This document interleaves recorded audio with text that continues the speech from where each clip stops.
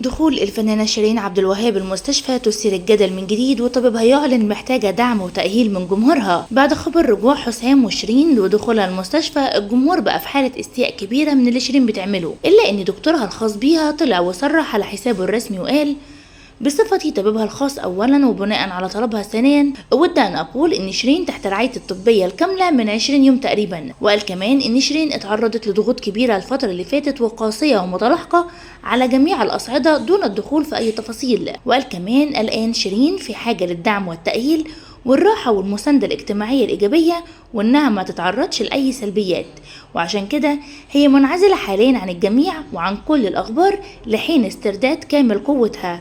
واختتم دكتور نبيل عبد المقصود رسالته وقال: عاوز أطمنكم على شيرين طبيا، هي حتى الآن متجاوبة ومتعاونة تماما، وعندها رغبة قوية جدا لاسترجاع أصولها مرة تانية والعودة سريعا بألبوم جديد لجمهورها الكبير اللي بتستمد قوتها منه. هي في حاجة إلى دعوتكم ودعمكم ومساندتكم ليها في محنتها لحين عودتها إليكم كشيرين عبد الوهاب، المطربة الكبيرة اللي بتحبوها تردونها في أبهى صورها. يا ريت كلنا ندعي لشيرين إنها ترجع زي الأول.